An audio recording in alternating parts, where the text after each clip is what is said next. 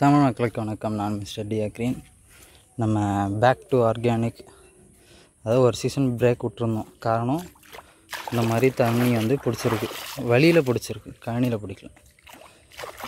So season திரும்ப விட்டுறக்கூடாது. நிறைய பேர் நம்மள்கிட்ட கேட்டுக்கிட்டே இருந்தாங்க, நீங்கள் எப்போ தான் திரும்ப எங்களுக்கு ரைஸ் கொடுப்பீங்கன்னு.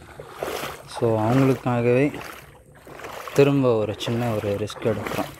டேய், எண்டு காடு போட்டு எகத்தால மாடா பண்ணுறீங்க. ஏன்னா இது வந்து இப்போ பெஞ்ச மழைக்கு தான். இன்னும் நம்ம நவம்பர் டிசம்பர் இருக்குது, அதுக்குள்ளவே நமக்கு இவ்வளோ தண்ணி பிடிச்சிருக்கு. வழியில் ஏரி ஃபுல்லாக ஆயிடுச்சு. அந்த ஏரி கோடி விழுறதுலாம் முடிஞ்சிச்சு.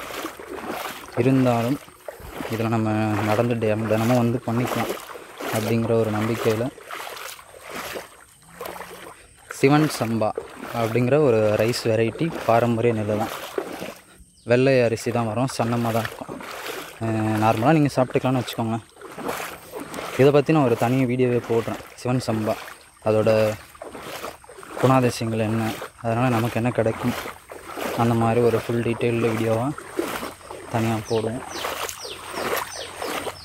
நம்ம ஆடி மாதமே விட்டுருந்தோம் அப்படின்னா இந்நேரம் கருப்பு கவனி நல்ல பயிராக இருக்கும். நம்ம விட முடியல, சுச்சுவேஷன் அப்படி இல்லை. இப்போவுமே தண்ணியாக தான் இருக்குது. ஒரு சின்ன ரிஸ்க் எடுக்கிறேன். ஏன்னா தொடர்ந்து ஒரு விஷயத்தை கொடுத்துட்டு திரும்ப அதை கொடுக்கலனா எப்படி, கொடுத்துட்டே இருக்கணும்ல. வேறு என்ன சொல்கிறது, ஃபுல் வீடியோவாக ஒன்று போகணுன்னு நினச்சிட்டு இருந்தேன். அவேர்னஸ்ஸாக ஒரு வீடியோ பண்ணணும் அப்படின்னு. ஏன்னா நிறைய விஷயங்களில் விவசாயிங்க தான் தப்பு பண்ணுறாங்க. எல்லாத்துக்குமே கவர்மெண்ட்டை நம்பிக்கிட்டு இருக்க முடியாது. நாமளே ஏதாச்சும் ஒன்று பண்ணிக்கிட்டால் தான் உண்டு. இப்போ இந்த மழைக்குமே அவ்வளோ இடம் வந்து சேதாரணமாகுது, அவ்வளோ நெல் வேஸ்ட்டாக போகுது அப்படிங்கிறது நம்ம அது ஒரு இதுவாக இருந்தாலுமே நம்மக்கிட்ட என்ன ப்ராப்ளம் இருக்குது அப்படிங்கிறது நம்ம பார்த்துக்கணும். அதை எப்படிலாம் கொஞ்சம் நம்ம சால்வ் பண்ணிக்கலாம். கவர்மெண்ட்டு மழை அதிகமாக வந்ததுக்கு கவர்மெண்ட் எதுவும் பண்ண முடியாது. முன்னெச்சரிக்கையாக அவ்வளோ மழை வரப்போகுதுன்னு அவங்க சொல்லுவாங்க, அவ்வளோதான் பண்ண முடியும் அவங்களால. இழப்பீடு கண்டிப்பாக கொடுப்பாங்க, கொடுக்காமல் போக மாட்டாங்க. பட் நம்ம ஏக்கருக்கு 30,000 செலவு பண்ணியிருக்கோம், ஒரு 10,000 15,000 கொடுப்பாங்க. அதை வச்சுக்கிட்டு ஒன்றும் பண்ண முடியாதுல்ல. ஆல்ரெடி அந்த 30,000 கடனாக இருக்கும் ஒரு சிலருக்கு. அப்படின்னும் போது என்ன பண்ண முடியும். அந்த நாற்றுங்கால் சிவன் சம்பாவுக்கு தான் தெளிய வச்சாச்சு. நேற்று தண்ணி திறக்கலாமேன்ட்டு வந்திருக்கேன். தண்ணி திறந்துட்டு கண்டினியூ பண்ணுவோம். இந்த தண்ணியை வந்து இப்போ நம்ம திறந்து விட்டுருக்கோம். இன்னும் ஒரு 1/2 hourல வெளியே வந்துடும் எல்லா தண்ணியும். அடுத்து என்ன பண்ணுவாங்கன்னா, நம்ம மிஷினில் தான் நாற்று விட போகிறோம். கை நடவுக்கு வந்து ஆளுங்களே வந்து சரி வரமாட்டேங்கிறாங்க. பாரம்பரிய நெல்களை பொறுத்த வரைக்கும் கை நடவு பண்ணோம்னா தான் ரொம்ப சிறப்பாக இருக்கும், அதோட மகசூலும் நல்லாவே இருக்கும். பட்டு ஆள் பற்றாக்குறை ரொம்ப அதிகமாகிடுச்சு வர. அது இல்லாமல் இந்த ஏரியாவில் சம்பளம் அதிகமாக தரானுங்க நம்மளை விட, அதனால் வரமாட்டேங்கிறாங்க.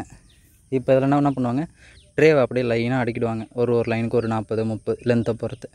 நம்ம இங்கே வந்து இப்போ ஒரு 1.25 ஏக்கர் நட போகிறோம். ஒரு 170 ட்ரே கூட சொல்லியிருக்கேன். ஆக்சுவலாக 130 120 போதுமானது. மிஷின் நடவில் வந்து நிறைய ப்ராப்ளம் வருது நடும்போது. அதாவது ஒரு கிலோவில் ஒரு 10,000 நெல், ஒரு எக்ஸாம்பிளுக்கு தான் சொல்கிறேன், எண்ணிலாம் பார்க்கல. ஒரு 10,000 நெல் இருக்குன்னா அதில் ஒரு 300 400 நெல் வந்து முளைக்காமல் போயிடுது, எக்ஸாம்பிள். அப்போ அந்த 300 400 எங்கெல்லாம் முளைக்கலையோ அங்கெல்லாம் இப்போ ட்ரேலியே கேப் இருக்கும். நடும்போது நடவில் கேப் ஆகிடும். ஸோ அதுக்காக நம்ம ஒரு 5 கிலோ சேர்த்து ட்ரேங்களும் சேர்த்து விதை விட சொல்லியிருக்கேன். இதே ஒரு தண்ணி போயிடுச்சு, வெளியே போக மாட்டேங்குது, உடச்சிட்டாங்க. தண்ணியில் நடந்து வந்ததே மூச்சு வாங்குது, அவ்வளோ தண்ணி. கிட்டத்தட்ட என் பேண்ட் இது வரைக்கும் நனைஞ்சிருப்பேன். Sorry, track pant. கிணறுமே வந்து ஃபுல்லாக தான் இருக்குது தண்ணி. கிட்ட போக வேணான்னு பார்க்குறேன். லைட்டாக அந்த பொட்டி திரும்பி இருக்குது கிணத்துக்கு, சரிஞ்சிச்சுன்னா ப்ராப்ளம் ஆகிடும். இதில் எப்படி நம்ம மோட்ரு இப்போ விட போகிறது கிடையாது. அப்படியே வந்தோம்னா இதெல்லாம் பார்த்து நான் வந்து ஒரு 20 நாள் இருக்கும்னு நினைக்கிறேன். கொட்டை இருக்கிற வாழைப்பழம், தென்னை மரம், நம்ம நட்ட கொய்யாக்காய், நெல்லிக்காய், சொர்க்க மரம், குமுளித்தேக்கு, அத்தி, பாதாம், எலுமிச்சை, அங்கே ஒரு சப்போட்டா. அந்த தீவனம் வந்து கோயம்புத்தூர்லேருந்து வர வச்சு நட்டு வளர்த்துட்ருக்கோம். கிட்டத்தட்ட ஒரு 4-5 வருஷமாக இருக்குதுன்னு நினைக்கிறேன். ஆமாம், ஆர்கானிக் ஃபார்மிங் ஸ்டார்ட் பண்ணப்போ நட்டது. ஒரு 4-5 பேர் நாங்கள் மொத்தமாக வாங்கினோம். அது இப்போதைக்கு ஏன்ட்ட தான் இருக்குது. இதில் வேறு எதுவும் நம்ம நடல. இது 2 தென்னை மரம் எங்கள் வீட்டில் நட்டது. அப்புறம் அந்த பனை மரம் இருக்கு இல்லையா, ஒரு எத்தனை எங்கே இருக்குது உங்களுக்கு, 4 தான் இருக்குது. அது 4 நம்மளுது. அந்த 4க்கு பேக் சைடில் லைனாக ஒரு 32 பனை மரம் நம்ம நட்டு வச்சுருக்கோம். 32 பனை மரம், ஒரு சீத்தாப்பழம், ஒரு நாவ மரம், இப்போ அடுத்து ஆடாதோடையும் நொச்சியும் நடுறதுக்கு பிளான் பண்ணியிருக்கேன். ஏன்னா அது வந்து கவர்மெண்ட்டில் ஃப்ரீயாக கொடுக்குறாங்க. இயற்கை விவசாயிகளுக்குன்னு இல்லை, நார்மலாக எல்லா விவசாயிகளுக்கும் பூச்சி கட்டுப்பாடு அது சம்மந்தமாக இருக்கட்டும் அப்படின்னு ஒரு விவசாயிக்கும் 5 ஆடாதோட 5 நொச்சி 2 மரமும் கொடுக்குறாங்க. அது நமக்கு கேட்டிருக்கு, தரேன்னு சொல்லியிருக்காங்க. ஸோ அதையும் கொண்டு வரணும். நிறைய அவேர்னஸ் க்ரியேட் பண்ணணும் ஃபார்மருங்க கிட்ட. நம்ம அதை பேஸ் பண்ணி தான் நிறைய வீடியோஸ் போடுறோம். பட் ரீச் இருக்க மாட்டேங்குது. காரணம் நம்ம தான் நல்லதாக சொல்கிறோம் இல்லையா? ஸோ அதனால் ரீச் இருக்கல. ஏதாச்சும் நெகட்டிவாகவோ கண்ட கருமத்தெல்லாம் பேசிக்கிட்டு இருந்தோம்னா ரீச் ஆகிடலாம். ட்ரை பண்ணுவோம், அந்த மாதிரி பேசுகிறதுக்கும் ட்ரை பண்ணுவோம். ஏன்னா ரீச் அதில் இருந்தால் தான் அவேர்னஸும் போய் சேரும். ஸோ அப்போ 2 கட்டம் வேலை பார்த்து தான் ஆகணும். பார்க்கலாம் எப்படி இருக்குன்னு. வரும் காலங்களில் வேறு வழி கிடையாது. விட்றாதரான்ற மாதிரி தான் இருக்குது. வயசாகிட்டே போதில்ல, 24 ஆயிடுச்சு அக்டோபரோட. சீக்கிரம் எல்லாத்தையும் பண்ணி தான் ஆகணும். பார்ப்போம், நெக்ஸ்ட் வீடியோவில் பார்க்கலாம்.